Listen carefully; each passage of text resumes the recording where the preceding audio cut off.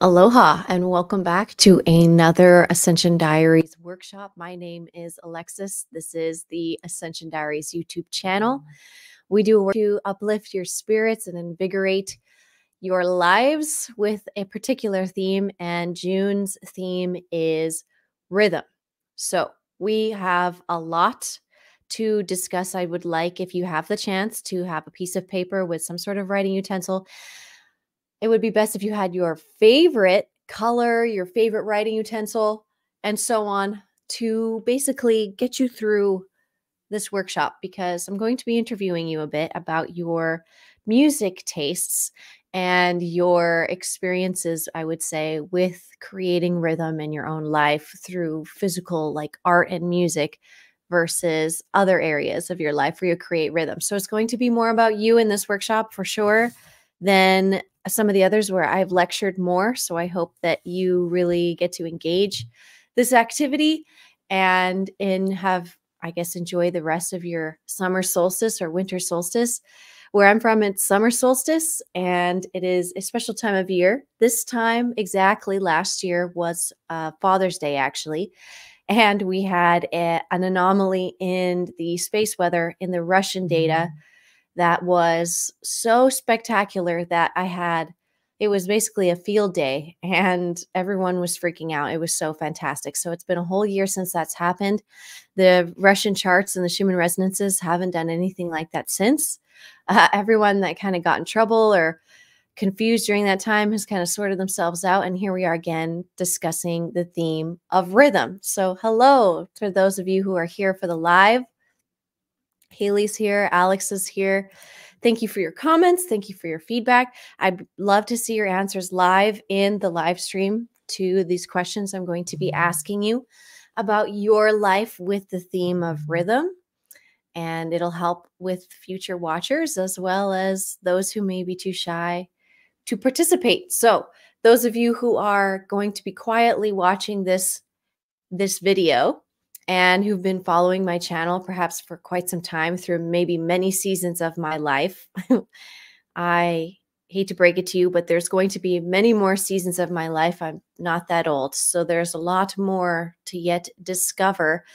But I'm grateful for the persistence that I've had, I would say, to this channel and my Patreon community. So thank you all for joining my Patreon community so much. Truly, it's literally the biggest honor and compliment that any one of you out there, just from me making these videos, would want to join my Patreon, get involved with what I'm involved with, and begin pushing the momentum even harder. So this is year 2 of these workshops. Like I said, the momentum, I want to say, is creeping along slowly because I really enjoy taking my time, I would say, learning my lesson. And I was super nervous to do today's workshop. So if any of you are ever concerned about the butterflies or the anxiety or the nerves of doing something like what I'm doing, like workshops like this, or potentially being on stage or leading a drum circle or engaging or creating rhythm in a space, I would hope that you would take my example and know that, yes, I'm a human being. I'm super fallible. I make tons of mistakes, but I also know which mistakes are too far. And I definitely work to correct things that I know need that in whatever way I believe I can do it without harming or creating any more harm. So that's a tricky place. And that's the rhythm of life in many, many ways as well, as how much is too much and how much is not enough. And when it comes to how society's rhythm is functioning right now, there's also like a grandiose scale of rhythm that I want to discuss really briefly. And we discussed more in the first time. So if you're new to these workshops, I have a playlist on my channel called Guardian Trainings.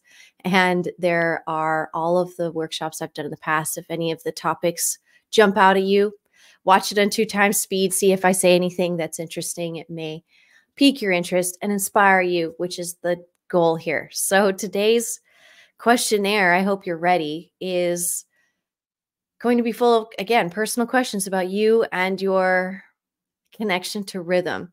And I do the meditation and I get most of the downloads of what these workshops are going to be the day of. And I know that's probably not everyone's favorite to do things last minute and kind of wait right up to the last second to hatch your egg or whatever.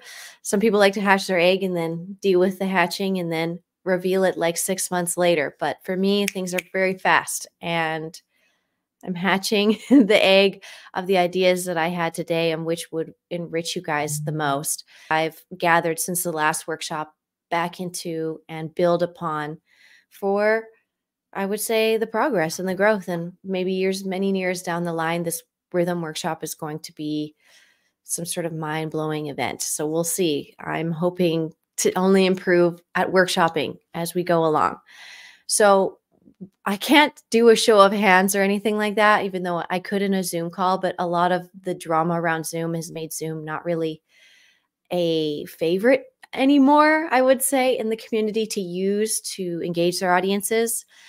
And I would love to see a show of hands. So if we were in a live workshop right now, I would be doing a bit of a live show of hands sort of exercise with you all, because I really want to get to know you better and where you're at, because I can only do so much observing and guesstimating from standing in a crowd like this and watching 1,000 or 20,000 people in front of me do a whole and so on, while there's a global experience that's very abrasive to all the senses, also trying to pull them into a group hypnosis situation. And I've been to a few festivals this year. I went to the Texas Eclipse Festival and the Lightning in a Bottle Festival. The Lucidity Festival and the Disclosure Festival have been postponed for next year. So there's a lot of stuff going on in the astrals when it comes to the festival scene, the grids, what rhythms are allowed to be progenitored out there into the collective grids and so on. I feel like there's very much a deeper sensitivity to that and a coherency and an awareness that's rapidly coming upon the community of musicians, especially, and people in the entertainment industry, but mostly the music festival industry, which is more about individual producers who eventually get bought by some sort of entertainment company. And the drama there is kind of not as deep as things have gone in like Hollywood and so on, but I'm trying to give you this information because the gold nugget here is that I'm seeing that there is a major change that is happening. And since 2020, of course, a lot of the infrastructure has basically had to be reset. A lot of people, places, things, money, flow, trafficking, all of that a lot of that stuff got stirred up, and a lot of these companies basically did their best to continue. So now I'm seeing the gas is going back in the tank. These machines are moving again. They're trying to do these festivals, but it's with a greater deal of observance from, I would say, all of us, with a higher standard, being like, we want to be respected by the people working there because we're paying them, because our money is what's sponsoring this event. And we want to be respected by the rhythms that are presented to the whole, and let them be friendly for the whole family as well, which is another kind of part of this. So show of hands, how many of you have been to a music festival in the last 10 years? So just for fun, this is part of the exercise. So of course, I don't know how many of you in this room would be, but that's the first question I want to know, is how many of you have been to a music festival? So if I need to define that for you, you probably haven't been to one in the last 10 years, because when you're at one, you're like, oh, this is a music festival. It's kind of like an obvious thing. It's like going to a NASCAR race. Like, have you been to a NASCAR race? You're like, well, I saw some cars going in circles in my, no. It's like, it's an event. It's very much like, it stands out in its signature, I would say. Like outdoor concerts, even concerts with multiple venues, like summer concerts or something like that, is great. But I think the major part of a festival is that this is a multiple day container that people begin to entrain with each other in over the days and become more and more like each other, because we're sharing and creating the space together. So all of the individual lives of all these people and the rhythms of their normal lives are basically put on, like, they just like turn them all the way down. It's like you can turn the rhythms of your whole life all the way down for just a few days. And then the literal overwhelming, speakers and the music and the walking and the shift in your sleep cycle and your wake cycle and your eating cycle, like all of these rhythms in your life are being interrupted for this mutual space, this camp out that you're having where they're playing music at multiple stages and there's artists and there's people and there's a schedule that literally is impossible for you to engage the entire thing. It's beyond what one person can experience. I think that's another part about what makes these things a thing is you can't conquer them. It's like a planet. Like you can't conquer a planet in a day in a way. It's like you just do your best to engage. And I would say carve your own path in the experience or in all these rhythms. So all the normal everyday rhythms are changing. You're interrupting that. You're taking a break. You're going to one of these mutual places and you're engaging with dancing and music. And I would say, like, again, different eating cycles, different sleeping cycles, different washing cycles, like all of your routines, unless you're really, really, really stubborn about it and like super on your game, which some people are, it's pretty difficult to hold on tightly to the world outside of the festival sphere. And I'm using this as an example because I believe these particular spheres or human experiments are those lines, the rhythms that are being created in these spaces are beginning to progenitor out and become a norm for society. And that's what everybody wants when they come to these events as well. They engage in a totally different way. Their rhythms are changed, but their rhythms are also in symbiosis, I would say, with other people and like thousands of other people in very close quarters. So observing humans in the shifts of their rhythm this year has been such a gift because I like watching people at a state of exhaustion as well and how they have engaged so deeply with basically interrupting all of their other patterns and doing something new with a big group of people. It just changes you. And I like the way it humbles people as well. It almost makes them feel more human. And it allows them to engage their real worked life with a different pace, and their rhythm does get interrupted and changed, I would say, and influenced by these injections throughout the orchestra of their lifestyle, I would say.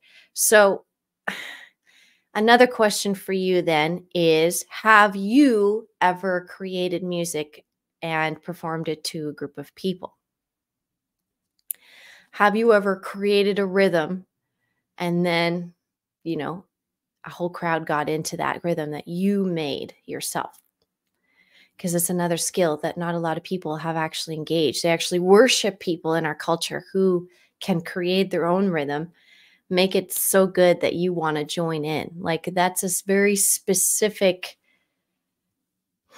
accomplishment, I would say, that we're needing to discuss today. And I would say because the music industry also, I would say, has become that commercialized version of that experience. Is they have now commercialized the rhythms that are culturally accepted or like culturally, I want to say, like there's just a higher amplitude of that rhythm in our culture because they have taken over, tried to monopolize the space where you introduce these rhythms to the community to test and play with and dance with. And that was a big message, was just like, we really have to, I know this has already been happening. Like we are in that cascading process. This is already well on its way. So I'm glad to have this discussion because it's just basically stating the obvious, but the rhythm industry basically is just like during 2020, it all just kind of bleh, and is being aired out, and all of their dirty laundry is being aired out, and it just keeps coming and coming and coming because there's just layers and layers and layers. It's only been 4 years though, and a lot of that stuff a lot of those pages and a lot of those books have been opened, and we've been dealing with the pent up spiritual energy of like all of these corrupt cannibalistic sort of ideas, I would say, that are in our society and how in our commercialized realm as well, and that they've taken over certain human aspects and made them commercialized. So you have to pay to access music, and you have to pay to engage the rhythm that your current culture is, popularizing at the time. And then there's free stuff like on the radio, and then like nothing is free in our culture. So there's always a payment there. So what is it in the spirit world? There's always a payment. Nothing is free. So what are you paying with? You're paying with your attention. You're consenting to their activity. The more listens that they get, the more they feel, I feel anyone, and the more anyone would feel encouraged to continue, I would say. If you give attention to anything, that thing would likely feel encouraged to continue. If it was, and its mental health was decently sound. Some people are they will see encouragement as it will paralyze them. So that's not everyone's case. But when it comes to rhythm and policing rhythm and garnering rhythm of our collective throughout time, because let's think about the eras of music that have gone throughout the decades. Let's listen to this time signature and the speed of the rhythms that they were putting in. And is there a common speed and rhythm for each decade? There probably is, because there's a style, pretty much a popularized style. And what makes things popularized? The people who are taking and republishing stats. Stats people love to fudge their own stats because no one actually likes to do stats except stats people. And so no one's going to check the stats people, and the stats people want their stats to look good. So it's a whole thing. Like, humans are very competitive and they love to posture. We're peacocking all the time to each other. And this is always also the case in the rhythm industry or the music industry, but this is a natural thing. And I believe that each one of your rhythms is, of course, very important. And your heartbeat is, of course, your rhythm, and how it reacts and how it responds is going to be completely unique to your lifestyle. Your music that you're going to play through your body is pretty much unpredictable. But it's also what you've planned throughout your life, like all of these activities that are going to raise your heart rate or lower your heart rate. In a way, I feel like that's all already scripted in. And of course, that's with music too, and with songs. So if you're the creator, like I asked, if you've created music and you're like, yes, of course, Alexis, I've created music, I've played music, I've done it for this many years, I had this much success, I have met this many people, I toured for this many years, all these beautiful details about yourself. I just want you to celebrate yourself about that as well in this moment. Just give yourself like a pat on the back, like, you created rhythm, you shared rhythm. If you did it with love, of course, I would appreciate that the most. But you're on the path of improving if you're here, in my opinion, as well. So I'm not here to judge you, but I'm here to just, I want to say, like, I'm just here to intellectualize, I would say, the concept of rhythm and where is my motive? I would say, if you understood me better, my motive is as a person who wants to create safe spaces again for music, for rhythm, and for everybody who has the desire to perform music and share music and create music to do so, and have the audience and opportunity to have an audience equally that any other musician and artist does. So the algorithms on all the websites and everything have been fighting that process, that organic process that humans should be doing, just judging and comparing everyone's usefulness based off of what they're providing to the collective, basically. So if you're providing a song that makes everyone feel so euphoric, and a rhythm that just pulls people into the best brainwave state, and every single time, guarantee, your song makes people feel this particular way, and they know that that's the medicine that they need to feel that emotion. When all else fails them, they can listen to your song or even play your song for themselves, and they can recreate a rhythm in a space that they like, that you mutually liked, and now are mutually perpetuating into the collective consciousness. It's massive to be able to make and share your own music. If you really do think about it in those moments where you get trippy about certain things in life, that's certainly one that'll maybe take you on a bit of a ride for sure. And I've been hanging out with a lot of musicians and people making music, and especially even just making music out of all the different instruments that a computer program will let you download, and all these different packages and all this other software to put in, and all these recorded noises and adjustments you can make to the sine waves and the frequencies of every sound, basically ever. And people are just mushing all these noises together to create and speak a new language. And a rhythm is number one step. So if you've never had any experience making music or have a musical background and have ever had any formal musical training, don't worry about it, because guess what? You know, did you have any dance training? Because that's also a part of it. And yes, you know, you're either a musician or you're a dancer. I find a lot of the time you can do both, but I find you either go in one or the other direction. So as a dancer, I'm more here to observe and enjoy people who can create and keep a rhythm and perpetuate it and share it and host it.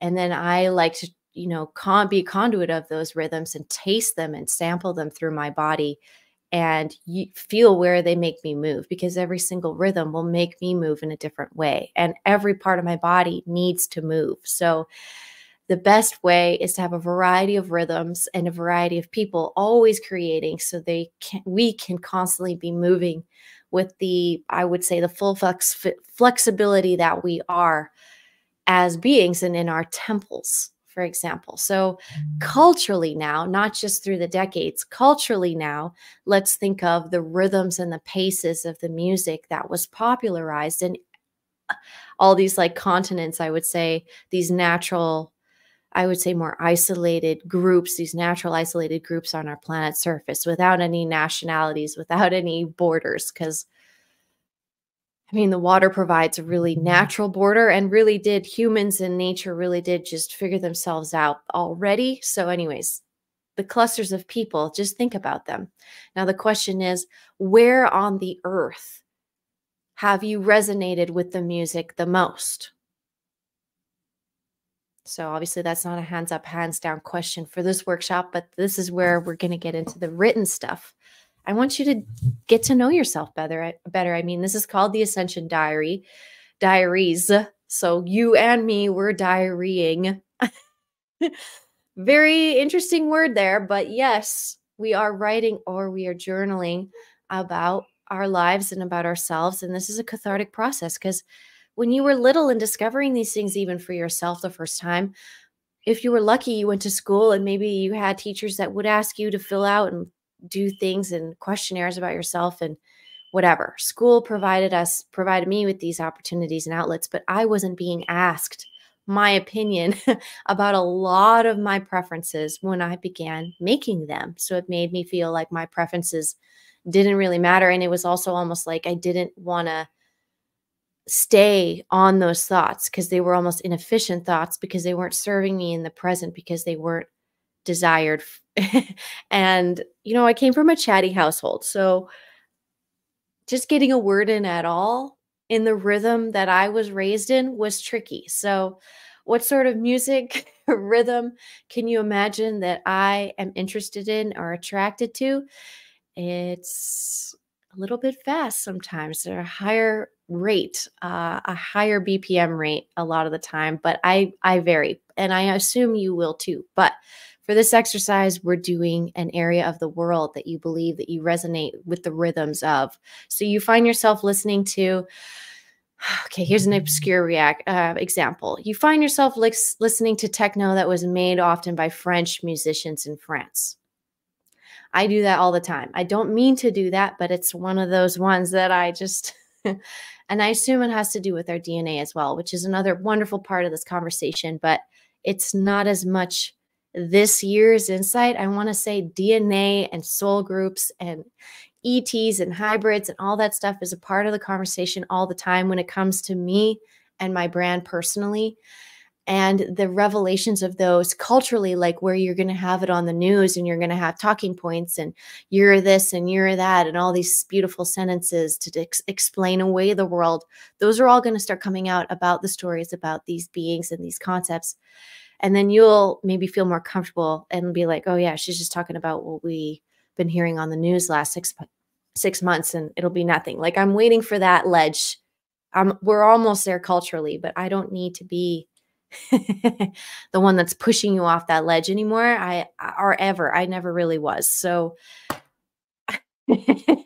I'm getting off topic, but with the DNA and with these locations and with the grid and the monoliths and the sacred sites and so on, rhythm is also involved. A lot of these places were activated by drum beats. And if you're making music and you've never made it, you basically have to pick a drum beat. That's the first thing you have to do with music, basically, unless perhaps you have a melodic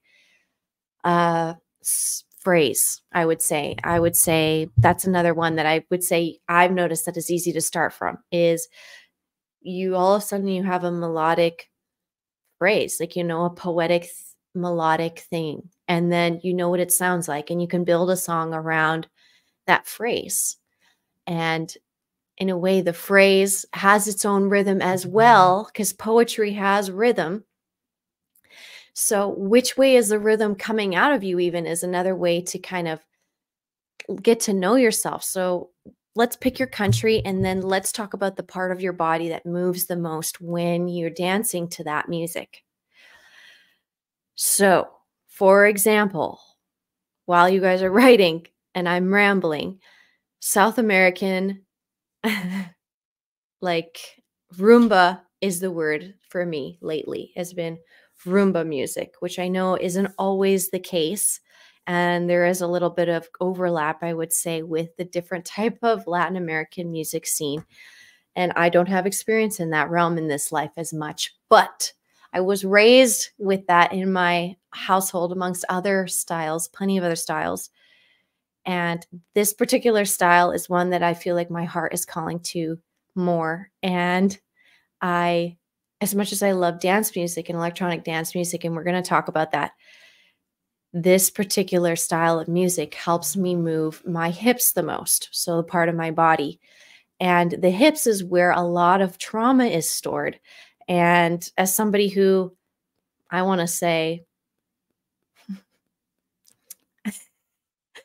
how do I say this? As someone who feels that that would be beneficial for my healing, because I know myself and I've experienced my life and I was there, I really like the healing and the deep sort of resonance, and I almost said like a groundedness into my femininity that music allows my body to move into, because I wasn't raised in that environment and it wasn't a part of my lifestyle. I would say even what's that word, with the way that you hold yourself and your gestures and so on, your mannerisms. The mannerisms I was raised around were not, I would say, in the rhythm of that music, but that music was in our life and we did dance to it when we were cleaning and doing stuff around the house and cooking and whatever, house stuff. But I'm being drawn back to this music because my hips move the most with it. And I find when I dance with my hips, which electronic dance music and stuff is more jumping and it's more on my knees and my shoulders, the hips is like really healing for me. And it's good for all those muscles, because there's a ton of muscles and so on and ligaments all throughout your pelvis. Like, it's a very complicated area, especially for women, I would say. And that area is always working itself once a month. Like, it's a busy area. And so to get the relief even all times of the month with that music and moving my own hips is something that has been healing for me. And I assume is why it has continued so long, because it just sat right with the ladies especially, but then men who can get into it and they do partner dancing and so on, which I have some training in. And it wakes them up too, like men moving in their hips and being alive in their hips and so on, again, doesn't allow the trauma to get stored there. Therefore, in a way, they're more, I would say, free to love all dimensions of themselves and weave more their life with confidence and with their own swag, I would say is the right word, or riz, as the Gen A's are saying, and whatever else word is going to come up next. I will keep track of them, so don't worry. So that's number one. So that's number two, sorry. So we picked an area of the world that you like the music of the most right now. We picked the area of your body that moves the most when you play that music. Now let's get specific. What song is it that you're like, oh, that song right now, that's the one. I just keep putting that on when I want to move my hips, when I want to clear the trauma or whatever body part it is, because you might have a shoulder injury. And then like this one song makes you dance and it works your shoulder and like, you know what I mean? There's something for everybody. The medicine is there. I'm just trying to focus on it today and celebrate you and your own, the way you've absorbed the rhythms of the world in a way and get to know you better. So song. Next thing is the song. I want to know what song it is that has been making you move. What rhythm has been healing to you while the chaotic rhythms of our realm and all the multiple militaries and their catching up to what's going on in the higher dimensions and so on, like all this stuff that's going on that's airing itself out and things that could have been really bad but just kind of fizzle, and like stuff that people were scared was going to happen but wasn't so bad, like all this stuff. What is it that you've been turning on lately to listen to pull you into, you know, rhythm that your body likes, your DNA likes? Okay. Now, you know, again, is that song from that country or that landmass area, general vicinity culturally that you're vibing with? Or is this song like some other genre?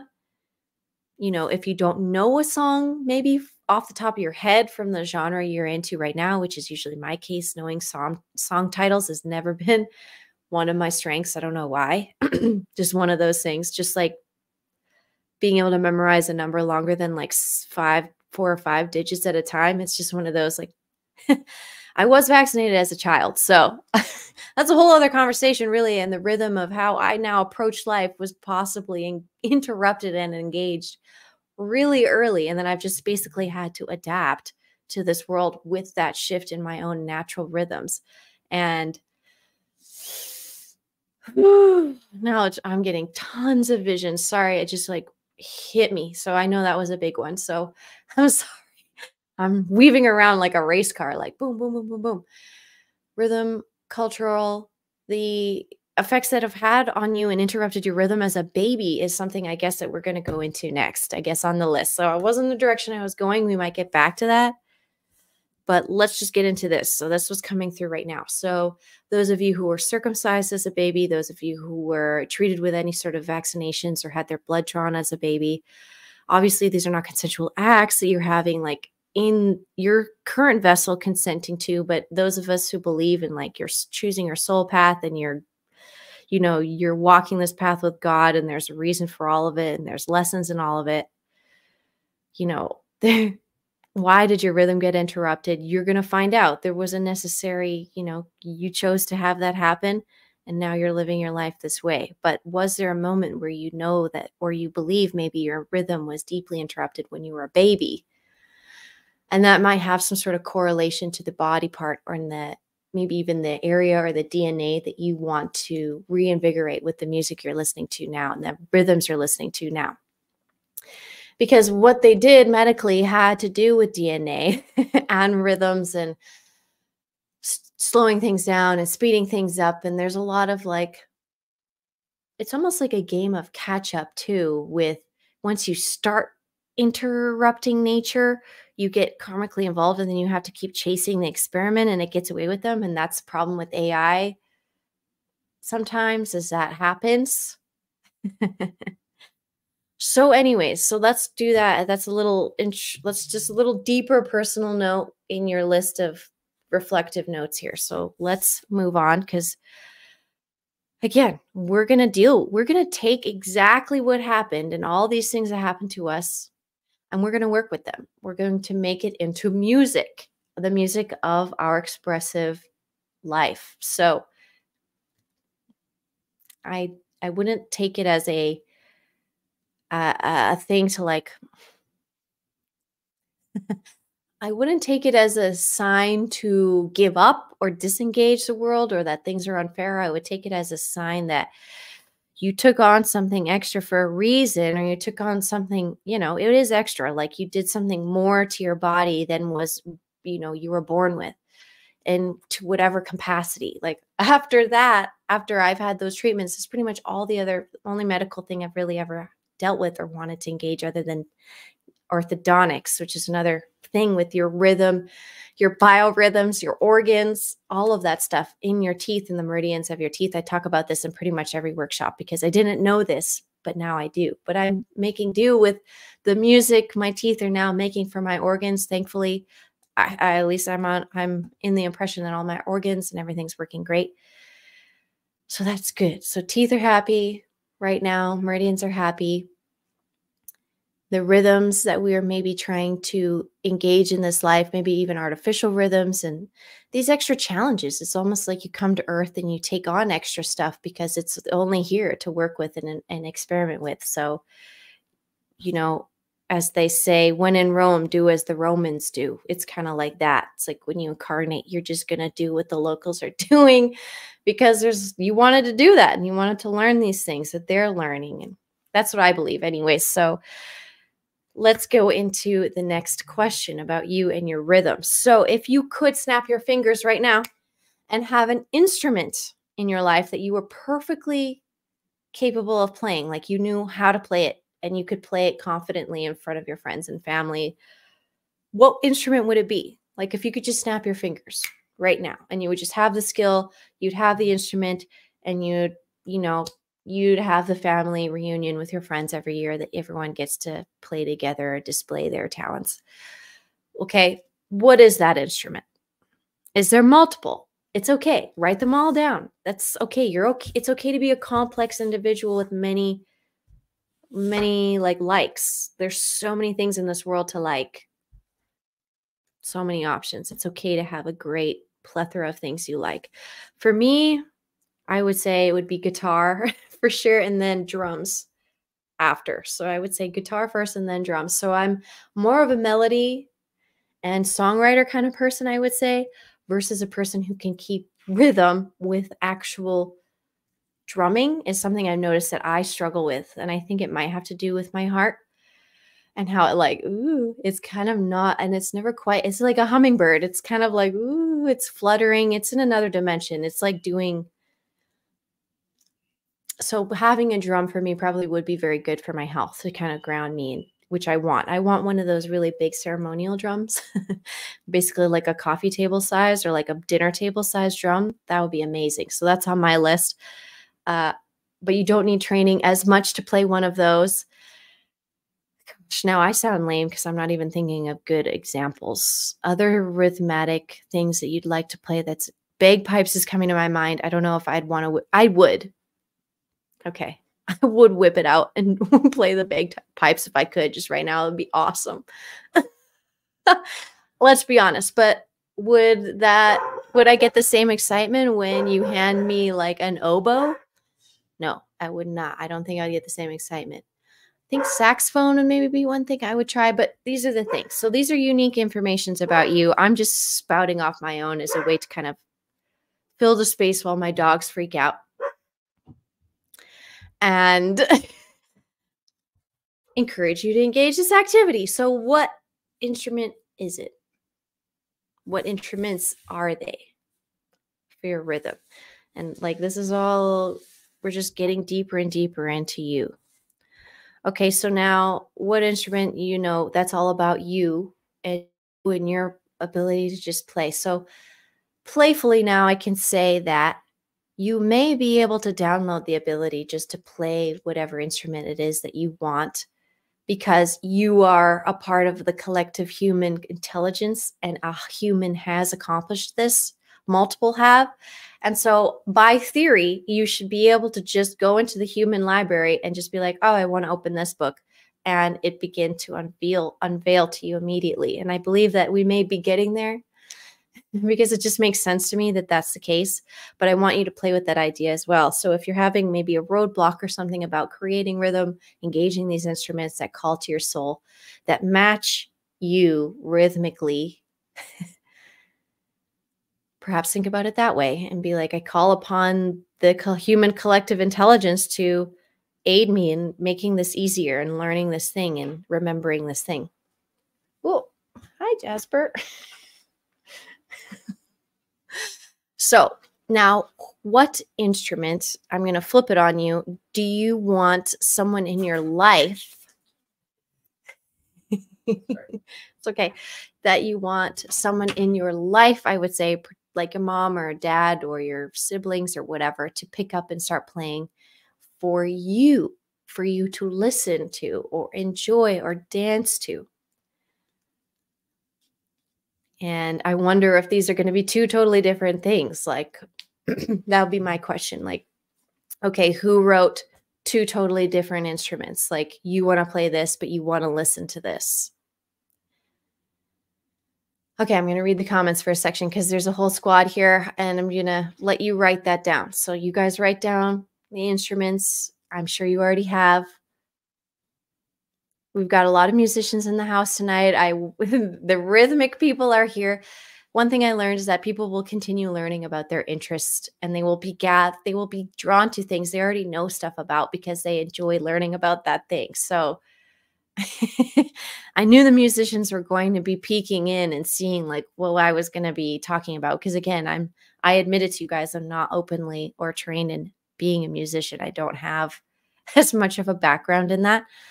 So I've been more of the observer. So I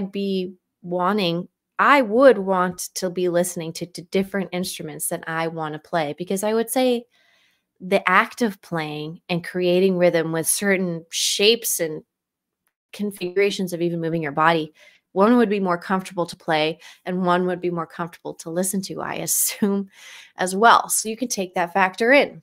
That's also the case with festivals and concerts as well. Like, some are easier to listen to or like go to, and some are easier to perform. I would say some styles are easier to, like, you would maybe perform a different style than you would go watch, is kind of what I'm saying. So you'd be on stage doing a set and it would be all heavy bass, techno bass music. But then you'd really want to be going to really wanted to be going to the live like acoustic guitar, freaking looping, singing set that someone's doing underneath a tree. Like, that's your thing that you want to watch and observe. So you know what I mean? There's like the give and take. So in a way we could say, like, rhythmically, one is, so the instruments you'd want to play is more of an expression of what your masculine energy is like, right? So I said bagpipes, which is annoying and loud and obnoxious and would make everyone just turn their heads. And I have an Aries rising, at least in the tropical astrology. So I play off of that sometimes. And I'm like, yeah, honestly, it would be kind of funny. Like, I do get a kick out of sometimes just like shocking people. And so it would be in a playful way. But I like that, where it was kind of like, oh, a noise, shock them out of their system, which is also why my sets in the future, when I do mix music and produce my own content, I want them to be shockingly funny in a lot of ways. That's kind of what I want to go for, is make people laugh, because that's the funnest part for me when I'm at a festival, is when the DJ is clever enough to also be funny. And that's just like above and beyond for me. That's entertainment. I'm like, okay, this person gets it. They totally understand that they are bringing joy and like upliftment into the space. And when they can throw their humor in there, I get to know them on a deeper level so much quicker. It's just such an honor, I would say, to bring humor into the music too. In my opinion, from my perspective, you may not feel that way about music, and that's totally fine. But this is why we're having this conversation. Everyone's going to be writing down different stuff, comparing notes with the people next to you. We're going to have a hug circle after this, but you're not all in the same room. So we're going to have to figure that out virtually. So, but in-person workshops, I could do that to you. So maybe next time, in person, we will do that. I'll be like, okay, you're grouping up into 3 and you're going to be talking about your answers. And then you're all going to like quickly beatbox a beat that expresses your soul, and then a group hug or something like that. And then a group dance party. And I went to a similar workshop like that at the Lightning in a Bottle. And I was just sitting there like, this woman's a genius. Like, she just threw in all my favorite things and she just decided this was her workshop. She didn't pick one or the other. She just like scheduled it smartly. We can do all those things. So what I just told you is an option for sure for future workshops that I'm going to be doing. And I'm glad that I keep going out and learning different people's styles of how they manage time and how they manage all this energy and all this data. it's like we all kind of know the information. We can all, once I say it, you're reminded, and then, but it pulls you out of all this other billions of things you maybe have been thinking about that. So it's nice to have a refresher from someone else, a different rhythm, a different approach at life. It's a refreshing experience. So if you're constantly just dealing with yourself, your own art, your own sound, your own workshops, your own classes, your own students, like, get out of it. Get away. Go somewhere where no one will know you. Go listen to a class. Like, there's going to be options. Like, once you put your heart into it, those things will just show up. Options will just show up. Invitations will show up. If your heart's open to it, just be like, get me out of my sound. Get me out of my rhythm. I want a refresher. I want something new. I want that for all of you. Like, if you really want that, I want that to manifest for you really soon, because it's like taking a shower. It's like doing a cold plunge. It's like, finally, all this burden and all this heat that I've created from just all of my own festering, like it can be washed with something new, with a rhythm that I could not create myself in this vessel, but is now cleaning me in a way that I needed. So you've got your instrument. It's here, and you can do your music on anybody. And now the people in your life are playing the music you want to be hearing too in these spaces.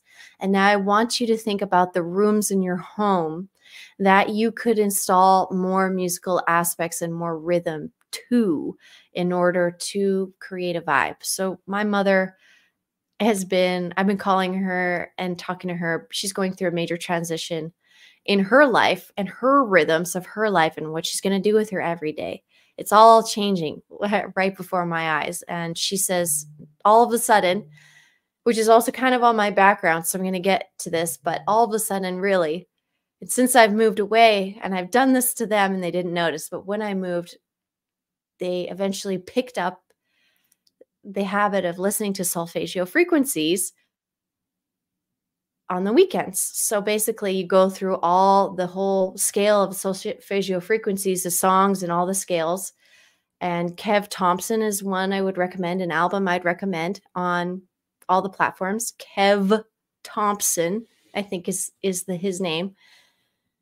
Got so popular. I feel like he was forced to make more. I remember when I found him, I couldn't even find anything about him on the internet at all. I couldn't find any way to contact the guy. It was so funny, but might still be the case. So I don't know who's making this music. So that discernment, I'm being honest. I'm trying to tell you everything I know about that source. So maybe pick your own, but playing these solfeggio frequencies in a way and changing the rhythm of your home with these organic, kind of old Gregorian style, like secrets and these fractal geographic math of the chakras and all of that, like the hertz and frequencies of all the chakras, and then of the earth and the sun and all of these tones and so on. You need a good arrangement of them. And while living on earth, we've been getting bombarded by unnatural rhythms, I think. And so we have to bombard ourselves again with a recreation of natural rhythms to like blast it out sometimes. And at these festivals, they have the biggest speakers, of course. So you're literally being hit with sound waves that are bigger and denser than anything you can really get at home. So it's a therapeutic thing. You're paying the money to go get hit with technology and speakers that can push air stronger through your atomic structure of these rhythms. So of course, be discerning about who you go see, and who would, if it's not vibing, don't just stay there and tough it out. It can throw you off. Don't worry about it. It's okay. Just be like, you know what?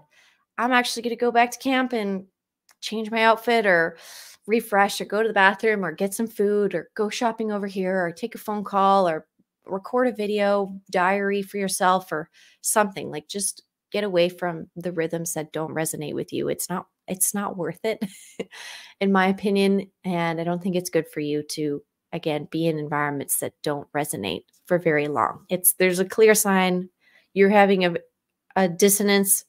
Remove yourself. You have legs. That's why you have legs. Most of us have legs. Other people have, usually people with legs, helping them if they don't have legs. We're pretty good at that as humans. We're pretty conscientious about mobility. So, what's the next question?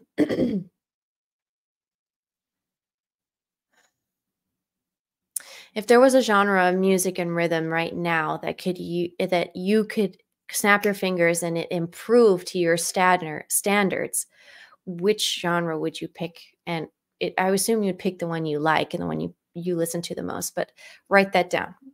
Out of all the music and all the genres, which one would you repair or shift based off of some sort of knowledge that you have that it's supposed to be this way, it's supposed to be better, it's supposed to be fuller, you know what I mean? Whatever style it is. Have you had a calling to improving a specific style of music that's out there? And there's lots. Some are not as popular as they used to be. And that was also the conversation about the eras. So which era of music are you also resonating with the most? We kind of touched on that as well.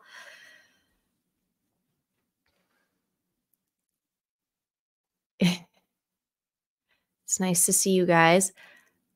I love raves, but I prefer solitude. Quite a paradox. Yes, there's pretty much all year recovery time for a 5-day event that people go to every year. Pretty much, it seems like that's like a very common thing is they just go every year and they recuperate and go back and go back and go back, and they just love it. So I'm the same way. I'm very much happy to be home recuperating right now. It was very necessary. We really hit it hard this summer and the solstice is here. So we're basically like, this is the finale. Like all of the hard work I've been doing the last couple months, just like physically experiencing life and engaging and saying yes and letting summer's energy flow through me. Like, okay, I'm going to use this energy now. And I can say no after the solstice when things are slowing down. I can start pulling back my reserves and start saving my reserves. But now it's time to expand. So someone says no rhythm here. That's so funny. Gong baths, very nice, very nice. Where the attention goes, the energy flows. Very true. An artist you've been liking lately is Of the Trees. That's our household also. Very much. Hi, Claudette. Nice to see you. Okay, so there is a genre that you're repairing right now. You're picking a genre to repair right now. And now this is, I'm getting a what's the word? A clarifying question in my mind is like, well, genre to repair for future use or genre to prepare or repair from past use. So obviously that's just a little bit more medicinal, I would say, of a comment like, okay, now which rhythm would you repair from the past that maybe had a detrimental effect on you or your life? Like what musical style or what artist or musician maybe had a negative impact on your rhythm and you realized you didn't resonate with it? I think that's maybe the question we want to go into next. So I'm just kind of getting like a full body picture of your musical rhythmic signature through this workshop for fun, self-exploration. So yeah, if you want to go back in time and fix a couple styles, I mean, go ahead, take that exercise. And if you want to enliven a style of music and bring it to the present day, that's also included here. Now, we got to get a little bit more physical to your suit. And I'm just strategizing in my mind, like, how is this going to work with my microphone? Because I don't want to jar anybody with the sound of my clapping, and I don't want to influence you either. So I'm going to have to ask you to do this thing, and then I'm just going to pretend to it. And so I'm not going to influence your result. Does that make sense? So I want you, if it's possible and safe, I want you to close your eyes because this will probably, I'm going to try and close down your senses and focus your senses. So close your eyes I want you to take a deep breath. Just take a minute, okay? Just get back to your own rhythms here, your own rhythms of your body, your biorhythms. Okay, so we're going to breathe. I want you to feel how quickly or slowly you're breathing. Are you breathing with your belly? Are you breathing with your diaphragm? With your chest? Are you getting good quality air in there? Good quality oxygen for those brains, That's why we do it. That's why we want the oxygen in the brains, you guys. That's number one. Brains, number one. Okay. Are you not getting a lot of oxygen to your brain lately? Let's fix that. Let's do the right thing. Let's do the grown-up thing and fix that for yourself. You're the foreman and construction manager of your body. So get the nose strips, stop eating the thing that makes you fill up with mucus, because you know what that thing is probably already and you still eat it. But get to the core of why you're eating it. It's an emotional food probably. Replace it with something healthier and better. I've had to do that with a couple things, and it helps. But I want you to close your eyes. Sorry. And you're breathing in with your rhythms. Now, this is going to be tricky, but I want you to I'm going to have to go into silence right now for the sake of the video and for the sake of this moment.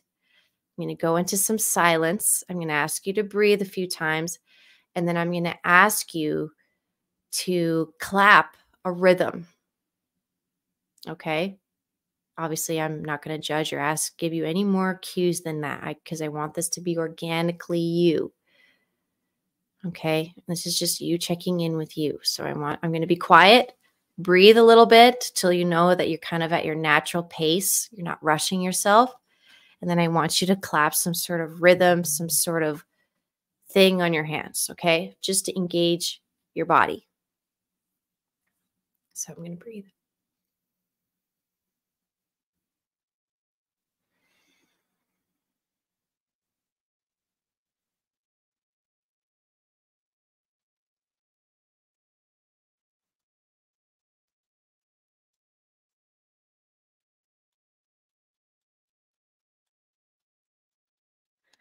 Okay.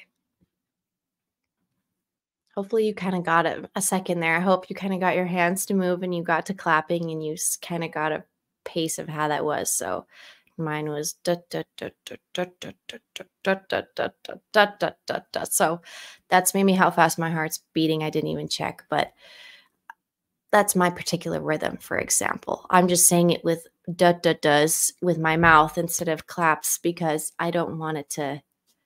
It's just too much. It's too much for the microphone right now. I don't want to screw it up. So this rhythm now, let's reflect on it. Let's do a little bit of psychoanalysis again on this rhythm of yours. So does this rhythm seem does this seem normal for you? This question, this next question. Did that seem normal for you? Seem familiar? Yes or no? Yes? Okay. How do you feel about that? Do you want your rhythms to change in your life? Do you want the rhythm and the pace of your life to change? And then if you were also like, no, this wasn't my normal rhythm, the way I'm clapping right now. That doesn't feel like that's my normal kind of hit. You know what I mean? That's not my normal pace. What's wrong? Is the question. Like, why are you uncomfortable, or why are you going at a different speed? Like, do you know?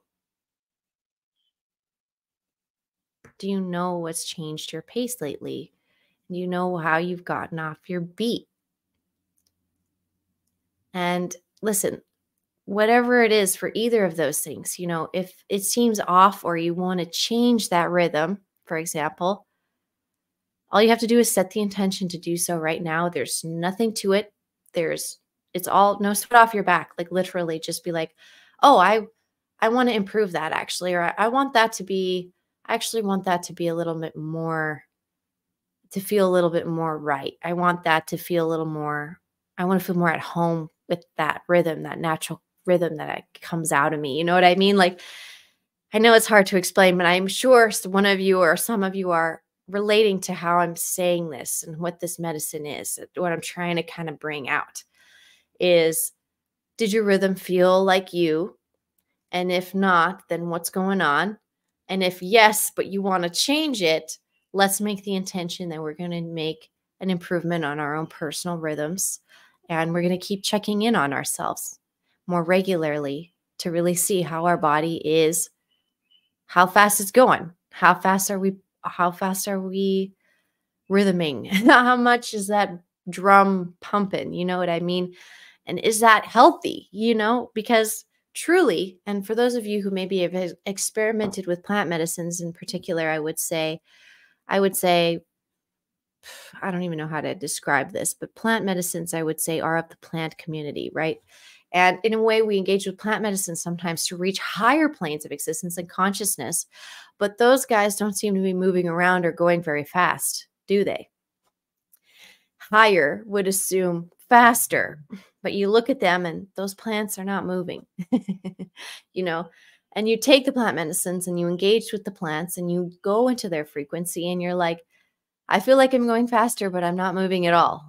And its rhythm is very funny and movement is very interesting. And the speed of things is, I would say, an illusion in a lot of ways of what they actually mean. It's almost the opposite sometimes. So if you're meaning to slow or speed up your frequency and ascend into higher states of consciousness and access that library, I would say, of the collective consciousness and open up your conscious realm more so you can access the intelligence that we are all of, that you've chosen to forget, I assume, in this little vessel, like just to create more intelligence out of your ignorance almost for whatever else you've already created. But now I've lost myself. The rhythm that you're making is fine. What was I saying? You lost me. I got excited about collective consciousness, the plants. Okay, so their rhythm. So when you engage them, you'll actually probably notice that they're going pretty slow. They're taking life and each photon and each second and hour, they're engaging it, they're basking in it, they're vibing in it, they're chilling. They've got their whole sun up to sundown schedule. And if you watch a plant for an entire day, which some of us get the pleasure to do, you can see that it goes through a whole cycle and it has a daily routine, but you can't really notice if you just turn and look at a plant and then turn away. It's not going to be moving. It's planted. It is a plant. It's planted in the ground. It's not moving. But again, why are we taking their medicines to increase our consciousness and expand ourselves if they're not moving and it doesn't seem like they're expanding? But it's amazing that there's so much more actually to be done and accomplished when you actually slow your rhythm down. And in the space between each beat and each pulse is that bliss. It's that mutual bliss of the collective intelligence, I feel like. And it is almost that the more intelligent you become, the more you respect the pace of the plants, I would say. And they're a great guide for that and how they tackle living a day-to-day life versus what we do, which is, I would say, filled with a lot of confusion, I would say right now, but that's okay. I mean, it's not always the case, but if you're confused, just remember that the tree is just standing there and we know they're wise. The mountain is standing there. It's not running around getting all this stuff done. It's stationary. And there's actually a lot more movement going on when you can actually slow yourself down, which is counterintuitive. So when it comes to now the music that we've been kind of talking about so far in this workshop, because we've now gone an hour of me investigating you and your rhythm, what's the speed? What's the speed of the genres that you're into? Is it the same speed that you were clapping? Or is it a different speed? You know what I mean? Is it significantly faster, significantly lower? Think about that. and think about, like, am I being attracted to what it is that I need? So you're attracted to faster moving music that makes you jump up and down. Do you need that because you need your lymphatic system to drain, and jumping up and down for like 3, 4, 5 hours for 3, 4, 5 days is an excellent way to keep your lymphatic system drained and healthy for at least a yearly cleanse and fast? Fantastic. Um, Perhaps that's the medicine you're looking for. So I think there's a reason why you're attracted to this music. I think there's a medicine for it for your body, which body part it is that it makes move, and etc. And maybe even the frequency or the pace or the rhythm that that body part needs to move to get its chi flowing again. Like I truly believe that we are also inherently and unconsciously aware of rhythms because it's our world. I believe it's pretty much everything. It's frequency, vibration, and whatever it is, the third thing. That's so lame. Sorry, I didn't even get that right, but hopefully you know what I'm trying to say. I'm laughing at myself. Sorry. That was so funny. Why don't I know that whole quote? You guys probably know it. Every video, I have like one random brain fart that makes me laugh so hard. I'm just like, how? We'll get it. But are you looking for a medicine that you have even engaged? Because maybe even the stuff you're writing down, like, oh, I want this genre. I love this area of the world. I love their music. But are you even engaging it? Are you listening to that music? Are you giving yourself the medicine that came right to mind first, so you wrote it down? Like, that's important. You wrote it down. Like, that's important to you. That's important. No, you could literally have written down billions of different options. I feel like billions of different answers. This is the answer that your soul wrote down. So are you listening to it? Are you engaging it? Are you engaging that speed? Does that speed make you feel more depressed and anxious? Does this make you feel less depressed and anxious? Likely it's the latter. We tend to listen to music that gives us a better hit of neurochemicals and makes us feel better. We have plenty of other things in the world that make us feel ick. And I think all of our sensitivities and our whole body has been designed to identify the ick and get away from it as soon as possible to prolong the joy and the life and the rhythm of a healthy, steady beating heart, basically. So are the genres you're connecting to right now something you're actually engaging, or something you've been kind of putting outside of yourself? Like, oh, well, I'm not from the Ukraine, so or from Russia, so why should I be listening to their music? I can't understand their language. That's silly. People are going to make fun of me, blah, blah, blah. People are going to talk. Like, if they don't have something interesting to share with the group, but you do, they're going to realize that. And then they're going to just basically be reactive because they still don't have something interesting to offer the group. Get along with people who you show them something interesting and they go, oh my gosh, that reminds me of this amazing, interesting thing too that you're probably going to like. If it's all like, ew, what? It's like, oh, come back to me when you also have something interesting to tell me. And then we can have a conversation. I think you need to go have a few more life experiences to have this conversation, but that's okay. I'm a savage, but I would never talk to someone like that. But that's what I mean. You know what I mean? It's kind of like, as I've learned through life, that's what I wish I would have said sometimes, because people's reactions mostly just shock me. And I'm just stunned. And then I ponder it for like 2 years. And then I'm like, there's the clever answer. I'm sure many of you are like that, but we live and learn. And I'm trying to give you those lessons here. So maybe you'll be more confident to engage the music and the rhythms that you're feeling called to. And like I said, my mother and father are now listening to solfeggio frequencies in their home every weekend. And I remember having to kind of basically sneak that in to the queue when I was living there, to the other music that was playing in our house. And then someone would get distracted on a phone call, someone would get distracted in the garage, someone would be out of the room, and no one would really be in the house. And so I'd be like, whoop, and I'd be able to put on the music that I felt was healing to my soul and would be clearing to my household, because there's 5 people living there. And gosh, we were lucky, truly. Like, we had a pretty cohesive household. And I assume it was because we listened to music all the time. But it could have been even more with the aid of these solfeggio frequencies in our life. And they are seeing the use of it now, like, gosh, like 8, 9 years later. So it's never too late for the influences that you spread to others to kind of lock in. Like, it may not be the time in their life now where they want to listen to Icelandic music, but hey, they might just love it after they go to Iceland and, like, have the best time and go to a concert there. You know what I mean? And then all of a sudden it's their favorite because they have way more of an experiential vibe about what Icelandic music actually is. And it gives a more wholesome experience.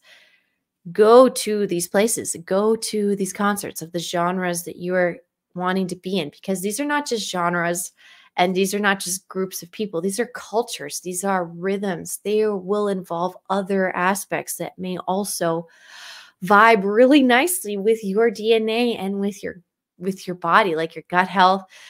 You may fall in love. You know what I mean? You may find your mate in those areas because they're resonating with those frequencies too. So if you have not gone to a concert yet this summer, spring, summer, now we're kind of in that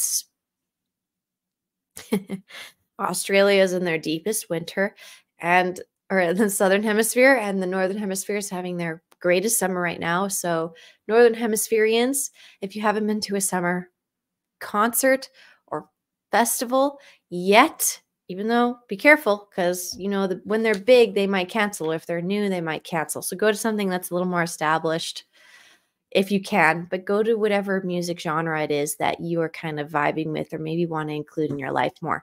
If there's a genre that you literally listen to all the time, I would encourage you, do not engage with that music genre until you've experimented with a variety pack of what's currently being offered to the culture right now. Because in a way now, I'm asking you to investigate with your security, I would say, of knowing what your rhythm is already, because there's that group too. Like, hey, you already know, you're already vibing, you live the rhythm, you're listening to Rastafarian music every day, like Hawaiian music every day. Like, I've got a few different genres that I've been weaving in.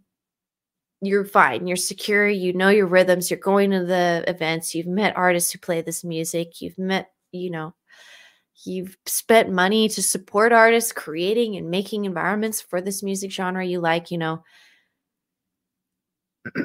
Go to others with your security, and go to others and check it out. Check out what also is being pumped into the culture and see maybe if they could use your wisdom in a way too. Like, your more established music tastes may have some good notes for a different or new style of music over here, for example. And some people are very much, they fall in love with music deeply. It's their whole life. They follow it. They communicate with it. It's their first language. Again, that wasn't exactly my experience. I had a very intimate experience with music. All of it was our pre-recorded music too. Like, it was all more about, I would say I was more so being prepared to be a DJ in this life than a musician, I would say. And that's just kind of been who I am. So I need to go to more live instrumentation. I need to go to more, I need to also go into more stuff that's more in my genre, because I want to begin performing. So again, are you happy with your genre? Have you explored around? You've shopped around, you keep your mind open. And then are you providing space or supporting spaces for your favorite music genre and the culture around it to thrive and be shared and passed on, because it's provided you with such enrichment. That's kind of like the next stage a lot of people are moving into, is supporting and creating these musical events and so on. So that's not the main thing for this particular workshop. It's just a huge conversation I'm always having on this channel and I hope to attract people with that same vision, or who are already in the field but aren't, or I would say who are still open-minded to expanding the field and improving the field, instead of whatever other motivations. You can tell me what your motivations are, but those are the motivations I'm kind of matching right now. So these personal things about you and your rhythm. I'm going to ask you a few more questions and then we're going to wrap up, and you're going to like this. So this was the final part of the download today about this workshop. So I was given a vision basically of live streaming DJing, which is becoming a big thing, but it's hard to do on YouTube. It's hard to do on YouTube and Instagram. They don't want you playing other people's music on their platforms in your live streams because it just complicates things. And if you're doing weird stuff to other people's songs, like I think there's all this stuff about it, but there's platforms where you can still do that. I believe TikTok is one and Twitch is another one that I'm aware of where you can live stream all the downloaded music and stuff and you can mix it and even debut your own music and whatever. It's no big deal. And I have a Twitch account, I have a TikTok account, but to create this new thing, to create a place where we can begin gathering and dancing and listening to the music that we've librarianed or DJ'd. I would say a DJ gathers music and kind of mixes it in beautiful ways and curates music, I would say. They're like a librarian. And this space is coming to me, and it's kind of a thing that's happening in our life that we're kind of wanting to bring music and dance regularly as almost like a therapeutic healing experience. Like when you put music on, I dance, but when it's not on, I'm not dancing. You know what I mean? So sometimes it's almost like we have to push music into the environment again to get people's bodies to move and them to break out of their, what was it? Mass hypnosis? Whatever it is, the term that they came up with the other couple of years ago, mass psychosis, hypnosis, or something like that. So creating a space now is a new project for sharing music and DJing music that we like and we move to and has been medicine to us is something that's coming through on my end of things as a creative. So grateful to push that along, and then eventually being on stages and being able to host and, cooperate with festivals and so on as an artist would be great. And as we age and kind of get even more grounded, I can feel myself doing that for the next generation. Basically, that's kind of like the pay it forward medicine that I'm bringing in. And I've talked about lots of those different plans on this channel, and they all kind of follow the same vein. Is getting groups of people together to chit chat and dance and share music and so on. Great medicine. Definitely a major goal in my life. And bringing rhythm to people who have felt almost alienated from the musical community through the commercialization of music instead of the humanization of music. My cockatiels and my green cheek conure have rhythm. They dance and they dance to the music, and they actually freestyle. They'll copy the music with their voices, and then they will freestyle in properly over top of music as well. So they have a music ability that mirrors our own pretty much exactly, like my birds. And they like certain songs and they don't like certain songs. And we know it's a good song and we'll download stuff that they just start having the best time to. Yeah, having a SoundCloud. Excellent. Thanks for great example. Uploading your own mixes and stuff on SoundCloud as a way to kind of provide and give back the music that shifted your vibration, was healing to you. So I think that was kind of like the final message of this workshop to write down was,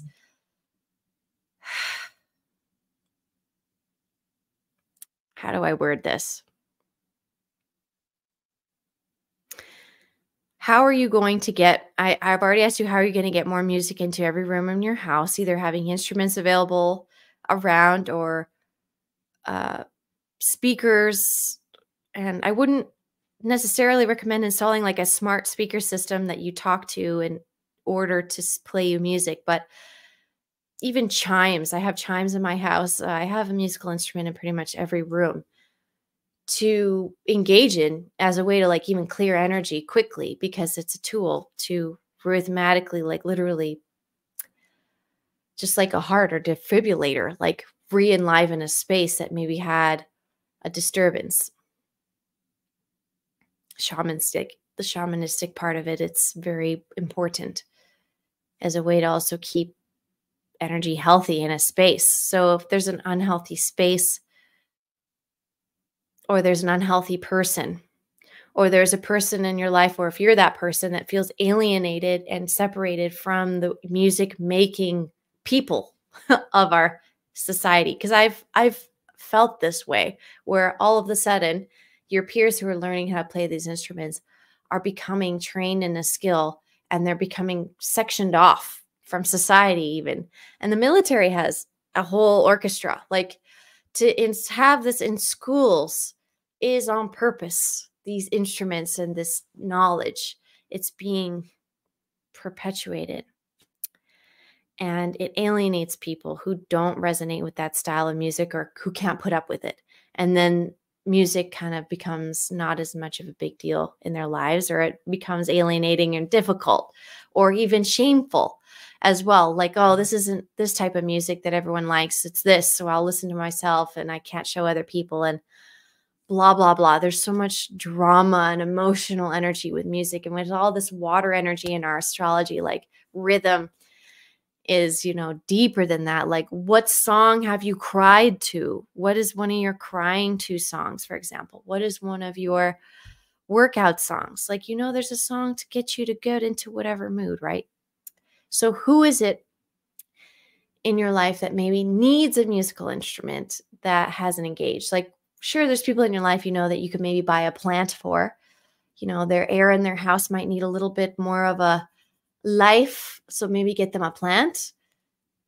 But there is also, maybe get them a plant and a Peruvian flute, you know what I mean? Or a hand drum, or a maraca, or a rain stick, or even drumsticks, like some sort of musical thing, and encourage them to engage it more and play with it more. I did go into a music therapy class, so I learned a lot about how there's a lot of initiatives pushing into hospitals and rehabilitation centers where people just roll in carts with a bunch of like instruments that you can basically pick up and smash and do rhythmic stuff with. So tambourines and all this stuff. I learned this in university, and creating a rhythm with a group and all of this work, circle work with instruments and so on, and watching students who have never picked up an instrument pick up just a rhythmic instrument that only makes a sound when you hit it, basically, and will only make a beat if you can keep a beat. It was terrifying, and I could see that they were holding back. And even for me, I was nervous, but I think it was probably because the room was nervous. But I was nervous to even engage or lead because I didn't want to step on anyone's toes. And I didn't know who was a musician and who wasn't a musician. It was dreadful. It was tricky. And it showed me how polarized society has been about music. There's like musicians, and then there's people who listen to musicians, and they will put a musician on a stage and they will idolize them, and they will have all of these people watching and looking at what compositions that they're making and dancing along with it. And society has kind of done that, where we've really put these people on a pedestal, and we've made a us versus them sort of society with musicians as well. This has happened. It's like the keepers of the rhythm and those who are a slave to it. It's a whole thing. It's being revealed and blah, blah, blah. Read the news, read every gossip magazine. Go ahead and start watching the news and all the gossip now, because it's just so much information that you would be like, wow, never thought I'd actually see them admit that on the news, because it's just airing all of this crap. Like the swamp is just spraying out of people's mouths because they have to, because otherwise they will cease to be relevant, I would say, because the culture is changing so fast. So part of the culture is dancing. The main message was dance for those who can't. So that's why whatever rhythm it is that you want to engage with, or maybe a rhythm you want to disengage, get right with that, and start dancing every single day. Whatever it is, dance to the rhythms that you like the most, and wiggle the body parts that need the most healing, honestly, because the more you move it, also it will show the body that they need to pay attention and keep repairing that area. And it'll bring attention and chi to those areas, which is great life force. The intelligence will take over and continue healing that spot. Rhythm, rhythm, rhythm, rhythm. What is it that you think about when you hear the word rhythm?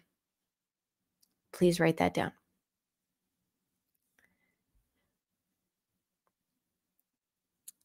I see an answer here. I'm feeling drawn to listen to music slash percussion with different time signatures. Exactly. Especially Brazilian jazz. Ah, excellent. Jazz is another wonderful option as well. And the different, like you said, time signatures, and beautifully said. Excellent example for the workshop. Very good. I do the same thing. I sneak when you're playing music at your home and other people aren't in the room, so you put in the song that you want to hear. And people are very particular about their music sometimes too. It's a comfort thing. It's almost like a teddy bear for people, like to that level of infancy. The behavioral responses can be that of an infant when it comes to people's music. I've noticed too. There's a deep bond some people make, like with a teddy bear or like your blanket sometimes as a child, to certain types of music and so on. And my first boyfriend had that bond with jazz. And that's actually why we ended up not being compatible, because jazz was his true first love. And it was just like literally couldn't compete with it. So I was like, I'm not here to compete. And I knew enough about feminine energy, even though all the way back then when I started dating, it was like, nope. I see the signs and please enjoy your love, jazz. But this connection and this, I want to say, this immaturity people will have about their music and almost controlling a space to be only their music. I've noticed that is another behavior people will do. So just notes on this. If you're one of those people and you are dictating the music, or, you know, the music of your household when other people are living there, and you're dictating and monopolizing the airwaves of your house, you're causing damage and you're disrespecting the frequencies and the biorhythms of the other people in your house. And there may be by chance you guys are all on the same page, you're quadruplets, and you all have the same sense of music, and it's no problem. And so disregard my comment. But if you know what I'm saying and like, oh, but I hate blah, blah, blah's music that I live with in my house, especially a parent will be like that. And it's unfortunate, but I don't like to use the word hate, especially with something so stupid as like a preference of something that can't hurt you. Like hatred is only for like something like immediately attacking you and your loved ones. Like I feel like that's what that emotion's for, you know? Like, and even then, like Buddha and Jesus, I don't think they would react in hatred. So anyways, let's not go in that direction. But that's the direction people go, and people will go to those extents, and they will be over the top with their vocabulary, the language they choose, even to manipulate people into not getting to engage their own rhythm in their shared home. So I experienced that as growing up, was like not to that level, but it was like, that's why I had to shove in my options when there was nobody there to immediately tear me down or like shut me down. And so if they walk into the house and they're already busy doing something and my songs are playing, and maybe it'll even soak into their mind and heal them a little bit before they even realize that their nonstop comfort zone candy music sounds that they need to like get their breast milk, figuratively, symbolically. You know what I mean? It's kind of like that level. For some people, it's like mama's milk, you know? It's like you never got the teats, so you have this type of music, and it's just like this deep infantile reaction I've noticed in music sometimes. And again, I'm evolutionary psychology. Like I have all these psychology backgrounds, and I've read a lot of books about this stuff, but I don't ever get into this particular thing the way. And I did music, like I said, music therapy, and I did the history of music, and they never got into this as much. It wasn't as much about the individual's music. It was about the history of music. And again, the culture, like the mainstream culture of music and how it has been plowing through society and the effects of it. Not so much about how music is for your own healing, except for when you're on your deathbed and you're in a hospital and a nurse and maybe a comfort dog gets to come in and give you a tambourine and sing a couple songs with you. But that's not really going to make a huge difference because these people mostly just want to see people they know when they're in the hospital. And you can provide their families with some music and maybe they can jam together. Like, there was a few problems still with what I was seeing in the industry of healing with music, and how people are still going through red tape and bureaucracies just to bring musical therapy to people who are literally dying. Like, it was wild to learn about all that stuff. The music has been so, like, I know all of you know this, like, you've seen it. The writing's been all over the walls. The music has been deeply controlled in so many ways with no avail. Like, there is no way to stop the rhythmic changes because I believe they're all being influenced, I think, by cosmic shifts as well. So we'll speed up, maybe even, like I said, those eras of time where those styles of music, we could even maybe go into the astrology of those eras and see which planets were putting more pressure on us, because even in vicinity during those eras of time, and what their sound signatures are like, and if maybe there's a similarity between those two things. Like, it seems almost logical to me that that is the direction that this kind of expands outwardly, or in a like a fractaled way, the bigger pictures of rhythm and music and our reality of it. But it's just all about starting small. And a lot of us maybe have been born with grandiose ideas. And like I said, some of us have this like infantile connection to our music and can even bully others or manipulate others just to,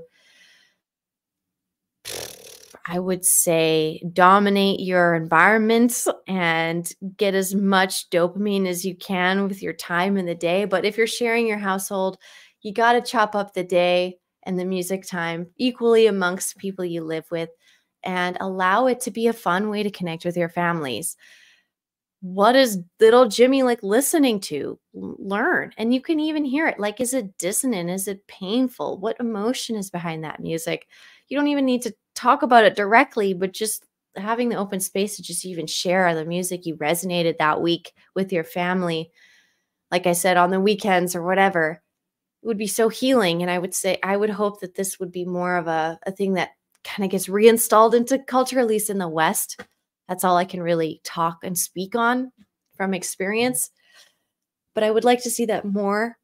And if you could initiate that in your homes, that would be wonderful. I think that would be so cool and really beneficial. And if I was still at home with my family, I know they would love to do this with me and would be very happy. And if that's not the case, then maybe, and you don't want to be listening to any pre-recorded music, you only want to be making organic music, you only want to be using your own music, then, invest, make sure you're making your own music every day, and like give every family member an instrument and make a jam, like jam together. It's not as hard as it sounds. Like I said, the first step is the beat. So that's the rhythm. You're going to need some kind of drum, some kind of metronomic repetitive thing. And then you can basically synthesize whatever you changes in melodic noises you want on top, as long as someone's able to keep the beat. So that's kind of like the final question of this workshop, okay? Is who is the person keeping the beat or the rhythm in your life? Historically, maybe you did play music with your family and your dad was the person who played the drums, so he was the one who led the beat. Or perhaps you do have a ceremonial drum in your living room and your elder, whoever it was, your great aunt or something, or great uncle, was always the one that just started the drum and then it got everybody into the song. Or was it you? You know what I mean? Are you the person that has to turn the music on because it's just too quiet and everyone's bored and you're stuck in a funk? Are you that person? Are you the person that's turning the music on and creating a beat? Do you have rhythm? Just know if you do, you're very lucky. And if you don't, work on it. Get yourself a drum and challenge yourself to drum along to a song as a way to like kind of help you train your body and your arm strength, even to have rhythm. That's something I'm going to continue doing as a way to improve my health and make sure that both of my hemispheres in my brain are synchronized and happy as I age. There's all these little tests and so on I learned. One of them is even draw a house and things like that, like just to make sure that both of sides of your brain are working great together and in synchronized order. And also, if you're noticing any mental decline in yourself or the people you're with, I would invite you, if you haven't already engaged music and put music in there as like one of those things, get music into the hands of those people, please, because that is what I learned was truly like, even especially people who they have so much interference, I would say, in their actual brain matter that they're having a hard time, like people who are dealing with Alzheimer's and so on. Like, I'm sure you have already seen this, but if you haven't, people who have Alzheimer's who are having a hard time basically dealing with what's happening in the present moment, they don't know how to respond. They're basically having a hard time responding, understanding, remembering, following through, all this stuff. But if you give them music from their past, it pulls out a different part of their brain. Usually that's not as damaged, or it's actually more, I would say it's not a part of their brain. It's more of a synthesized memory across many lobes and parts of your brain. And they don't even want, I would say, it's an empowering bit of information, basically, to know how and watch a brain listen to the music they like. Like, I've seen footage of it. It's incredible. And there's all this stuff now you can buy yourself and watch your own brainwaves. So do it yourself. Experiment with it with yourself, even your family members who maybe are declining. Bring music into their life, bring it into their life, put it in their hands, physically play it, even put music on that you can play along with. Like, you can mix match the mediums, like whatever it is, but play the music they used to like. And then even just rhythmic group sound helps, again, biorhythms. It helps brain, heart coherence, breathing coherence. I can't even describe to you, like, I'm getting such an overwhelming feeling through my crown chakra right now, where it's just this like overwhelming feeling of this, almost like this cascading warmth, I would say, and almost this like heaviness that's going over my head, with the understanding that there is so much use that's yet to be on our planet and in our culture right now with rhythm and music for our healing and repairing of pretty much everything. And I want to say this is kind of more like a powerful ending to this workshop. I want you to really consider these words, and any final notes, please write them down now. Any sort of things I'm saying, just like write a note, add it to your questionnaire. I just hope that this workshop inspires you to bring music into this world and rhythm into this world through, your wisdom and your experiences with it and the goods that you already have, and also through your efforts in increasing and improving the economy, I want to say, of musical exchange and the medicinal exchange of music between people, and just being more straight up and transparent about what your music is for, what it serves, how fast it is, what part of your body it's for. Like, have more of a deep intention on an understanding. Know your own music. Know what body parts your own music makes you move. Know your own music.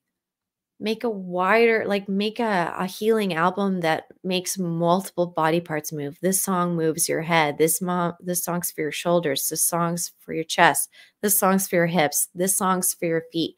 This song's for the knees. This song's for like sporadic movement. This song's for meditation. Like, know your own music. Be more clear about what medicine it provides, I would say, for the market to be able to even more efficiently sort it and like redistribute it to the recipients of who need this medicine.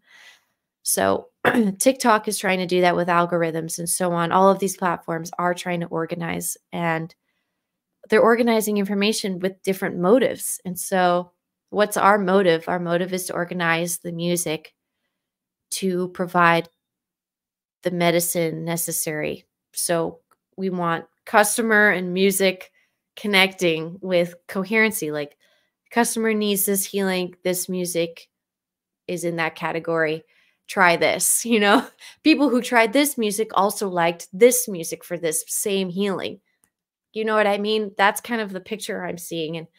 And now I'm getting laughter. It's like, well, you're not an app developer and this isn't Silicon Valley. And it's like, no, that's in the past. Like, that stuff's, it had its time. Like, it literally has already had its time, in my opinion. And they've done such a good job that we can do this type of engineering anywhere in the world with the devices and the software that they've created in one place. We can now do it all over. And each location also will need different medicines. So now okay, I know this is the final question, but is there a location now that you believe that's hitting you right now that needs music, that needs the music, and you know which music you'd play? You know what I mean? What's the location and what would you play? And then maybe next is, who is your patient and what would you play for them? Like, if you have someone in their life, and if that patient's you, then fine. You're your patient. What are you going to play for yourself after this? What music are you going to freaking type up after watching this video and listen to for the next couple hours to totally shift your frequency and engage this teaching? I'm curious. Like, please write it down and put it in the comments. This is all the questions, and I hope that my questions have prompted a really, I would say, well-rounded thought exercise for you guys, and also instilled some action in you to, again, get some music grid work done. Like, bring your beautiful drum and singing to this particular spot because you've just been feeling like you just want to drum and sing there. Okay, please do it. Please, please, please do it. I know it's so hard. Like, if anything, one of the main messages I've been getting is like, a lot of the things that have happened to us have been to slow us down and like make us forget. And it's like, don't forget, you know, really live. Go play that song to that rock over there in that part of your city. Whatever it is, you know what place it is. It's coming to your mind. If you don't know, then sleep on it and see what comes through tomorrow. Someone might invite you out some random spot tomorrow, and bring your instrument or your favorite song and make sure you're dancing to it out there. And you're like, don't forget this teaching, you know, share your joy and the music you like, and you're dancing to these locations and the people. So again, which person in your life would you like to show them what kind of music?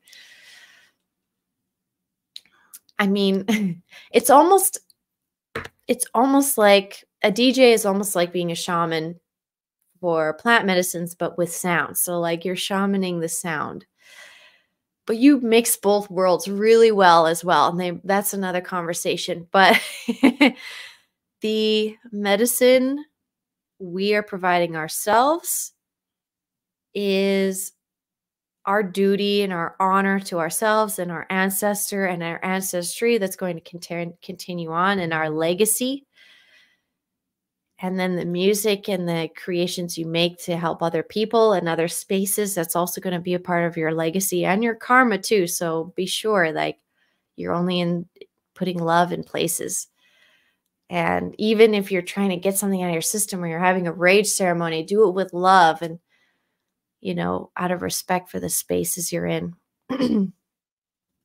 I've noticed that, like I said, I've had a few complaints, like some people are very controlling with their music. They're almost infantile about it, like very immature about what they put in their ears and like what they allow other people to even play in their presence. And to a certain level, those boundaries make sense, like truly. But if you can't get away from the person, but they're blasting something you really don't want to listen to, obviously bad. That's not going to work out. Find a mutual style that you like until you can be in your own respective spaces and listen to your favorite thing. Sure. But also don't be so closed-minded, I would say, to new styles of music and new codes, because that's what they are. And you should be constantly tasting the new codes and sipping the new experiences that are blossoming in the desert of this world, because each little bit has new immunities, new information from the environment, new opportunities. And sometimes I feel like music will make people shut down, but I believe it's meant to continue opening up and keep sharing communications and medicine between all these genetic bloodlines from all over basically the whole resounding multiverse, basically. So with all that just very quaint and like humble note, I just want to say thank you all so much for your interest in this workshop today. And the music industry and rhythm is being brought to the world with a fervor, but it's also being policed, I would say, in the spirit realm. And I'm noticing that deeply. And this mission is also when you feel like a festival or a music concert, something is not resonating with the heart chakra and isn't actually considering love and protecting the hearts of their patrons, that might end. You know what I mean? I'm seeing it in the 3D. Like, even if we call what we're living in the 3D anymore, I don't know. But I'm seeing it in my real lived waking life, festivals that I haven't fully resonated with getting postponed is the word right now. Not canceled, but postponed till next year. So it's almost like their graduation, they weren't ready. You know what I mean? Because it is a heart-centered act to put on and share music, in my opinion. And if you aren't coming from the heart, then I don't think you're resonating in our world anymore. And I think that is becoming a little bit more clear. I'm watching it. I'm watching it before my eyes. I'm being shown this from my observations. So just trying to share with you what I've experienced out there in the field, what I'm noticing.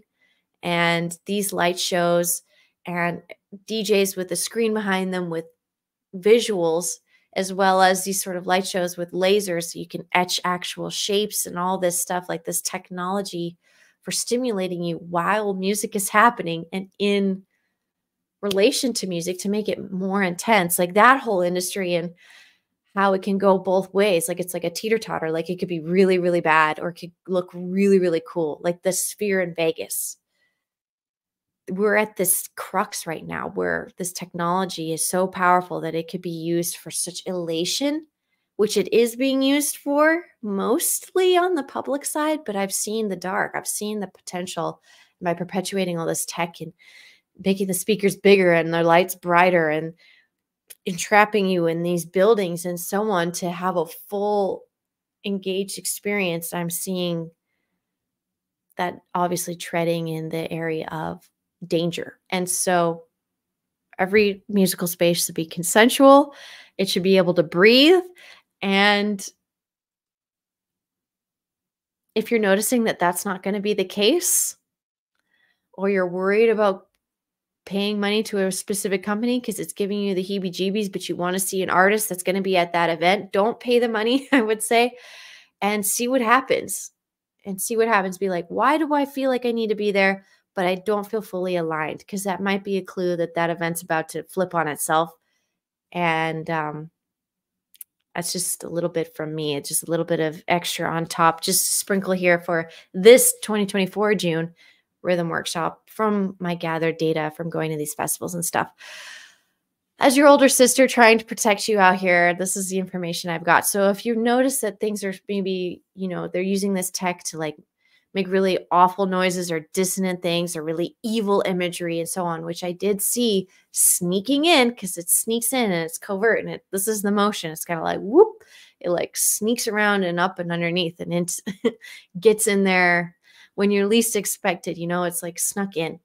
It's woven into these festivals sometimes, this imagery and this like genuine like discordant energy. And some people really get a kick out of it because I feel like they need to resonate with that. So they need something outside of themselves to mirror that for them to like release it almost, or to them to like accept it, but then also bring it to their conscious mind instead of it being living in their subconscious mind. So all this imagery and all this noise and all this stuff that people are performing, it's almost helping that process of bringing the symbols and the feelings and the subconscious of our collective to the more conscious, visual, and perceivable nature. So if you're feeling guided to do that kind of stuff, I would say never be intimidated by the market as it looks right now.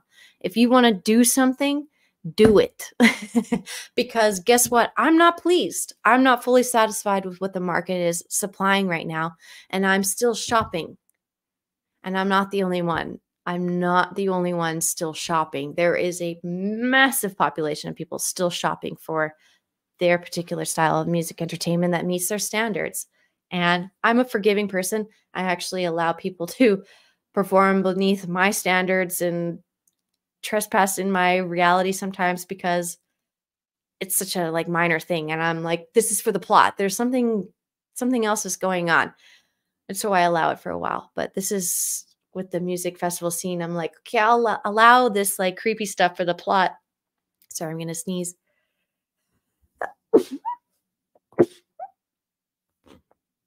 Oh, excuse me. But I didn't really enjoy it. And I certainly didn't want to see little kids walking around engaging these festival stages and this music with these, you know, not so cute vibrations that I want kids getting it stuck and lodged into their subconscious to then later be regurgitated or sneezed out on a live stream or whatever. All this imagery. Yeah, so purity of a drum beat. There's some drum circles in Sedona. They do a drum circle almost every week. I think on Cathedral Rock still is a thing. See your local drum circle. Go to a sound bath. These are some extra bits that if you need more research before you want to fully engage healing therapy and sound therapy. My mom's getting into tuning forks as a way to kind of begin engaging without having the musical skill, but using musical tools or like sound frequencies to heal.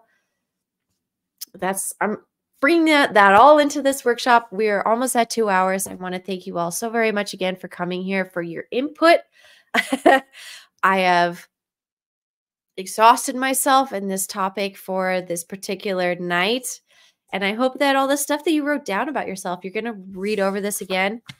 And please, after this video, open up your favorite album, your favorite song, maybe your favorite festival, put it on, play it, reminisce, engage the music, and then see what you can do to bring the good vibes and reverberate it back out and share music with the world. Because that's basically the mission. It's like dancing and music. That's it now. Like that's pretty much what I've been feeling is like for healing. And they've been talking about this in articles like, oh, all of this pharmaceutical treatments and drugs for all of this mental health problems aren't competing with just the therapeutic impact of dancing.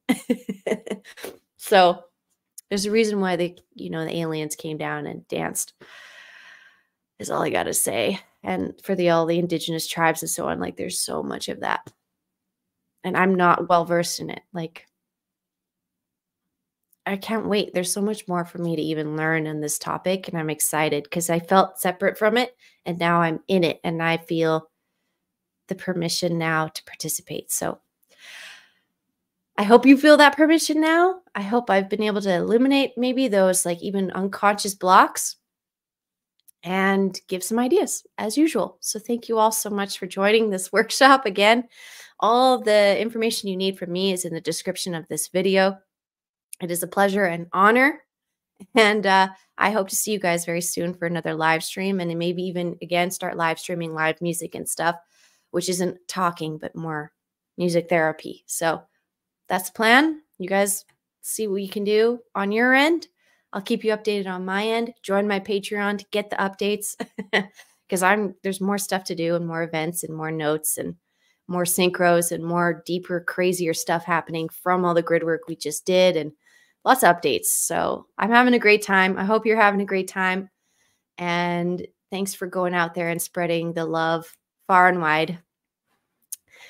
I'll see you around. Thanks for your comments. Bye. Bye.